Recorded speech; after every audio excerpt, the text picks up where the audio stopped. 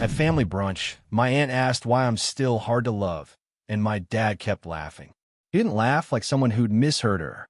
He laughed like she'd told the funniest, truest thing in the world, like she'd finally said the line they all think but don't usually say out loud in public. Dad threw his head back a little, mouth open, that wheezy laugh that makes his shoulders shake. His fork paused above his plate of eggs like he was mid-bite and couldn't risk missing the punchline. My aunt, Aunt Leanne, smiled into her mimosa, eyebrows lifted in that fake concern way, and she waited for me to do the thing I always do. Shrink, joke back, swallow it. Make it easier for everyone else. I felt my face go hot, like heat crawling up from my neck into my cheeks. The cafe was bright and loud, sunlight bouncing off the glass windows, and suddenly I was aware of every sound. The scrape of cutlery, the milk frother screeching behind the counter, some toddlers squealing at the next table. Like the whole room had turned its volume up just to watch me react. My hands were under the table, gripping my jeans hard enough that I could feel the seam digging into my palms. It was a Sunday. That's the stupid part. It was meant to be normal. Just brunch, Mom had said in the family group chat, as if the word brunch meant gentle. As if it meant we were all adults now who could sit around avocado toast and pretend we didn't have 20 years of history clinging to us like smoke. We met at this cafe my aunt loves because it has pastel walls and fancy drinks and the kind of menu where everything comes on wood boards. It smelled like burnt coffee and syrup. There was a neon sign that said, "Good vibes, only" in the corner, which felt like the universe making a joke at my expense. We'd been seated for maybe 10 minutes before Aunt Leanne started poking. She always does. She's the relative who thinks she's the truth teller, except the truth she tells is always aimed at whoever is safest to stab. She doesn't ask how you are. She asks questions that sound like concern if you squint, but are actually just bait. So are you still doing that job? Are you still living alone? Have you gained weight? She uses the same tone a hairdresser uses when they're about to tell you your fringe was a mistake. Dad feeds off it. Dad loves an audience. Dad laughs at things that aren't funny because it turns them into jokes instead of cruelty. He's always done that. It's his superpower. Make you feel ridiculous for being hurt. If he laughs, then you're not allowed to be upset, because apparently it was all just banter. So when Leanne said I was hard to love, he laughed, and the laugh wasn't just sound. It was permission. It was the little signal to the table that this was acceptable, that I was acceptable to mock. Mom sat across from me and stared down at her cappuccino like it might answer her. My brother Ethan sat beside her, stiff and quiet, eyes flicking between me and Dad like he wanted to disappear into the bench seat. Leanne's husband wasn't there. He rarely is, so Leanne was in her element, free to perform. I watched the condensation slide down my water glass in slow lines because focusing on anything else felt like my chest might crack open. I forced my voice to work. What does that even mean? I asked, and I tried to keep it light. I could hear myself doing it, adding air to the sentence so it wouldn't sound like an accusation. Aunt Leanne tilted her head. "Oh, honey," she said, soft and sweet, like she was consoling a child. "You know what I mean." Dad snorted again, wiping his mouth with his napkin. "She means you're intense," he said, laughing like he was doing me a favor by translating. "I'm intense." I repeated. Ethan made a small sound, like he wanted to interrupt, but didn't. Leanne took a sip of her drink and smiled over the rim. "You take everything personally," she said. "You always have. It's exhausting." And Dad kept laughing. Not hysterical laughter. Just that constant little chuckle, like a radio playing in the background to drown out any chance of me being taken seriously. It was the same laugh he used when I cried as a kid, and he'd say, "Here we go," like I was a movie he'd seen too many times. I looked at him and realized he wasn't even trying to hide it. He wasn't uncomfortable. He wasn't caught off guard. He was enjoying it. "Why are you laughing?" I asked him. My voice sounded too quiet, even to me. Dad shrugged, still smiling. "Because you're doing it right now," he said. "You're proving the point." My stomach dipped, like my insides took a step backward. Because that's the trap, isn't it? If you stay quiet, you agree. If you speak up, you're proving you're dramatic. There's no way to win except disappearing. I stared at my plate. The toast was cooling. The eggs had that shiny skin forming on top.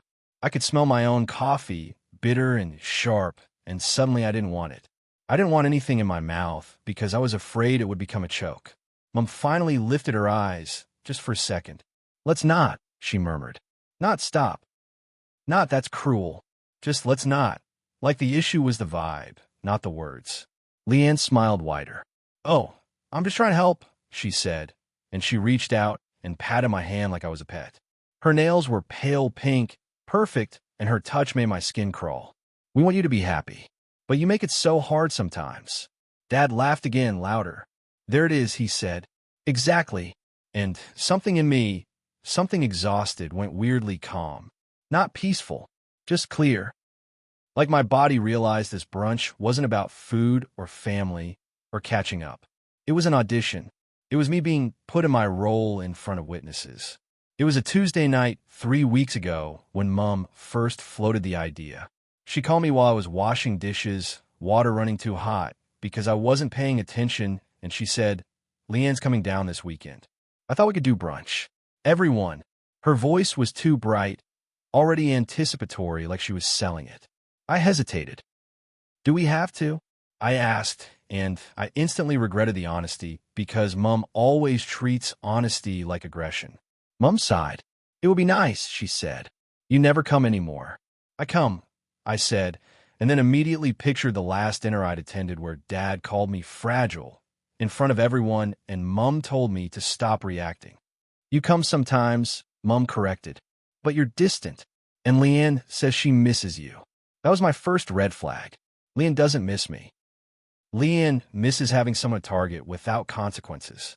In our family, Ethan is the pride, Holly, my sister, is the star, Mom is the martyr, Dad is the boss, and I'm the one they can blame when the room feels tense. If anything goes wrong, if someone's mood shifts, if Mom cries, if Dad's temper spikes, it's because I made it awkward. I almost said no. I should have said no. But Grandma had been asking about me lately, and I've been trying to show up more because I'm scared of what it will feel like to regret not showing up while she's still here. And part of me, this stupid, tender part, still hopes every time that maybe this time will be different. Maybe if I'm calm enough. Maybe if I'm polite enough. Maybe if I bring cupcakes or laugh at the right jokes. Maybe if I act like the version of me they like, they'll finally treat me like I'm worth liking. So I said yes. The morning of brunch, I drove to my parents' place first because Mom insisted we go together.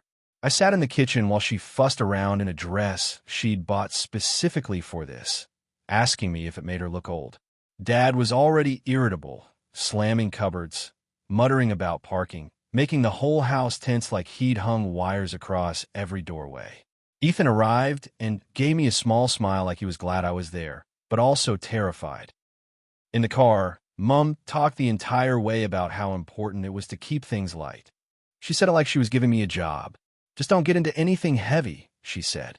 "If Leanne says something, just let it go." She means well.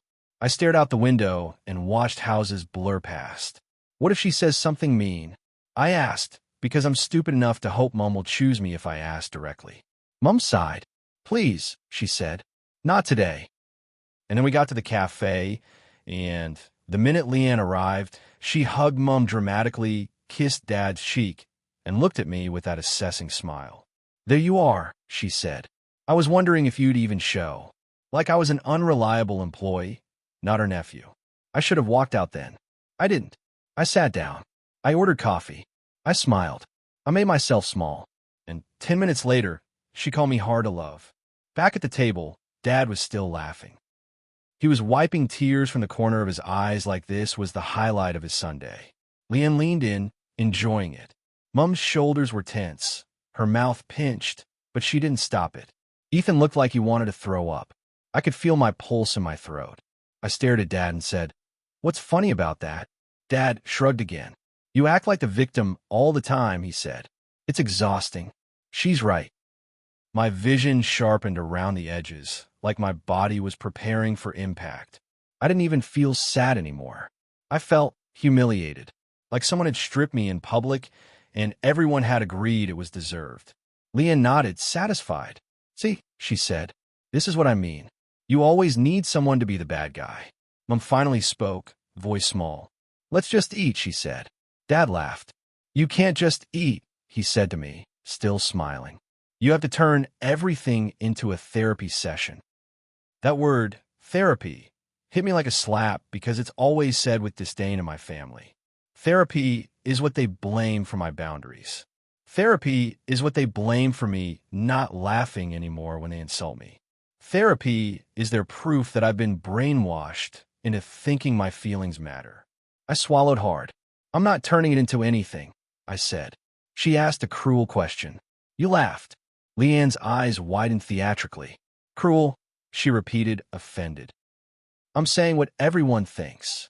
Dad's laugh softened into a smirk. Don't pretend you don't bring this on yourself, he said. You show up with that look on your face like you're ready for a fight. I felt my hands start shaking above the table now. I put them in my lap quickly because I didn't want them to see. I didn't want my body to give them proof. Ethan cleared his throat. Leanne, he said quietly. That was kind of... Dad cut him off with a look. Stay out of it, he said, still smiling like he was being playful, but his voice was sharp. Ethan's mouth closed. His cheeks went red. He stared at his plate like he'd been slapped too, just differently. That did something to me. Seeing Ethan shut down. Because Ethan is the pride child, the safe child, and even he gets silenced when he tries to protect me. It made the whole thing feel even more hopeless. Like the system would rather crush both of us than let me have dignity. Lynn leaned back, folding her arms. Maybe if you were easier, she said, people wouldn't have to walk on eggshells around you. I let out a breath that sounded like a laugh, but wasn't. You don't walk on eggshells, I said. My voice was steady now, which surprised me. You walk on me. Mom made a little sound, distressed. Oh my God, she whispered like I'd sworn. Dad laughed again, delighted. See, he said. Drama. Leanne's face tightened. That's rude, she said, suddenly very concerned about manners. I looked around the table. Mom wouldn't meet my eyes. Dad looked smug. Ethan looked trapped. And in that bright cafe, with strangers sipping lattes and minding their own business, I felt like I was 10 years old again, sitting at our kitchen table while Dad and Leanne laughed at something I'd said wrong, and Mom stared at her plate. I pushed my chair back slowly. The legs scraped against the floor loud.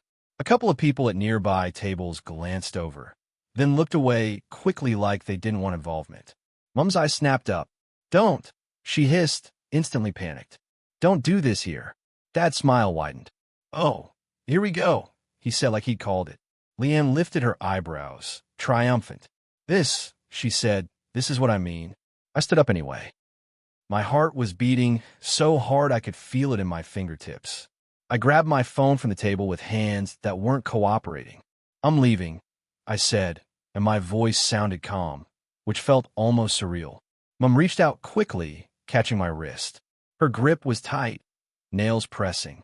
Please, she whispered, please don't embarrass us. That sentence, embarrass us, landed heavier than anything Leanne had said, because it was so honest. Not don't get hurt. Not let's talk. Just don't make us look bad. I gently pulled my wrist free. You're not embarrassed by what she said, I said quietly. You're embarrassed by me reacting. Mom's eyes filled with tears immediately, like my words were a knife. I'm trying, she whispered. I'm trying to have a nice day. And I'm trying to be treated like a person, I replied. Dad scoffed. God, you're exhausting, he said, and he laughed again, like he couldn't help himself. Leanne shook her head with a sad smile. See, she said. Hard to love. Something in my chest went cold. Not numb. Just done. I looked at her and said, You don't actually know me. Leanne's smile faltered slightly. Oh, sweetheart. No. I cut in, and my voice was firmer than I expected. You know the version of me you've helped create. The scapegoat. The one you can poke until he bleeds and then call him sensitive. Dad's laugh stopped. His face hardened fast. Watch your mouth, he said. Mom looked like she might collapse. Ethan's eyes were wide, and for a second I thought he might stand too. I could feel everyone's attention now, my family's, maybe even the table behind us. My skin tingled like I'd stepped into cold water. I hated it, but I also felt something else underneath, a strange relief, like telling the truth out loud had oxygen in it. Leanne's cheeks flushed. "How dare you," she said, voice tight. "After everything your mother has done for you." "Don't," I said, and I surprised myself with how sharp it came out. "Don't bring Mum into this like she's a shield. Mum can speak for herself." Mum's mouth opened, but nothing came out. Dad stood up too, slow and towering, his chair screeching. "Sit down," he said to me, voice low, dangerous in that way it always was when I was a kid. "Stop making a scene." I looked at him. My hand was shaking again, but I kept my voice steady. "You're the one laughing," I said. "You're the one who thinks it's funny to call me unlovable." Dad's jaw clenched. Nobody said unlovable. He snapped, like semantics would save him. Leanne lifted her chin. "I said hard to love," she corrected. "Prim," as if that was kinder. I felt my throat tighten, but I pushed through it. "That's the same thing," I said. And Dad laughed because he agrees. Ethan stood up suddenly, finally. "Dad," he said, voice shaking. "Stop laughing." It was small, but it was something. Dad's eyes flicked to Ethan, surprised, then annoyed. "Stay out of it," he repeated. Ethan's hands were clenched at his sides. "No," he said, and his voice cracked on the word. "It's not funny." The room, our little bubble of it, went still for a second. Mum stared at Ethan like she didn't recognize him. Leanne's expression shifted into that quick calculation. If Ethan is speaking, maybe the power balance is changing. Dad's mouth opened, then closed. His face went red with anger. And I realized, in that second, that I didn't want to stand there and watch Ethan become the new target for defending me. I didn't want him to pay for my boundary. So I stepped back from the table. "I'm leaving," I repeated, softer now. Mum's tears fell. "Please," she whispered again. "Please don't do this." I looked at her, really looked. Her mascara was smudging slightly. Her hands were trembling, and I could see she was upset. But the sadness in me didn't soften. Because I've seen Mum cry like this 100 times, and it always turns into me apologizing. "I'm not doing anything," I said quietly. "I'm just not staying." Dad scoffed. "Fine," he snapped. "Go. Run away like you always do." Leanne muttered, proving my point, under her breath. Ethan's eyes met mine, pleading. I gave him a tiny shake of my head like, "It's okay. Don't follow. Don't fight them." I grabbed my jacket from the back of my chair and walked out of the cafe into the bright, harsh daylight. The air outside was cooler, and it hit my face like relief. My chest hurt, but I could breathe better. I stood on the footpath for a second, hands shaking, staring at nothing while people walked past with shopping bags and dogs on leads, living normal lives. Inside, through the window, I could see Mum wiping her cheeks, Dad sitting back down, Leanne talking animatedly like she'd won, Ethan still standing for a moment before he slowly sat too. My phone buzzed before I'd even reached my car. "Mum, please come back. We can talk." "Dad, don't bother coming to Christmas if you're going to be like this." "Leanne, I hope one day you realize we're trying to help you." "Ethan, I'm sorry." "I tried. Are you safe?" I sat in my car and stared at the messages until the words blurred. My hands were still shaking on the steering wheel. My throat burned. Not because I wanted to scream, because I've been swallowing everything for so long my body didn't know what release felt like anymore. I drove home on autopilot. When I got to my apartment, I kicked my shoes off and sat on the floor in my hallway because I couldn't make it to the couch. My whole body felt like it was buzzing with leftover adrenaline. I pressed my forehead against my knees and tried to slow my breathing like my therapist taught me, counting in my head like a child. In for 4, hold for 4, out for 6. I kept seeing Dad's laugh. That laugh. The way it filled the space where protection should have been. What messes with me is how small the moment was. It wasn't a scream. Nobody threw a drink. Nobody slapped anyone. It was just a sentence, hard to love, and a laugh. But it cracked something open because it put into words what I've felt my whole life. That my family experiences my humanity as inconvenience. That my feelings are a flaw they tolerate until they can publicly label them as the reason I don't deserve gentleness. Ethan called later. His voice was low, like he was outside. "Mum's crying," he said. "Yeah," I replied, staring at my ceiling. "Dad's furious," Ethan added. "Yeah," I said again. Ethan exhaled shakily. "Leanne said you're unstable," he said, and I could hear the disgust in his voice. She said, "You need to work on yourself before you can be in family settings." I let out a small laugh that sounded like a bark. "Family settings," I repeated, like it's a privilege to be insulted over pancakes. Ethan was quiet, then said, "I'm sorry I didn't stop it sooner." "You did what you could," I said, and I meant it. "You standing up, that mattered." Ethan's voice cracked. "I hate how Dad laughs," he admitted. "It makes it feel like he's not even on our side." That sentence hit me hard, because it was the sentence I've been avoiding for years. Not even on our side. Like love is a team, and I'm the opponent. After we hung up, I stared at Mom's message again. "We can talk." I already knew what the talk would be. Mom would say she didn't mean for it to go that way. Mom would say Leon doesn't phrase things well. Mom would say Dad was just joking. Mom would cry and say she feels like she's losing her family. And somewhere in there, I'd be expected to apologize for leaving, for reacting, for having a spine. I don't know what I'm going to do yet. Part of me wants to send a calm text laying out exactly what happened, like a police report. Another part of me knows it won't matter, because they don't misunderstand me. They just don't value me.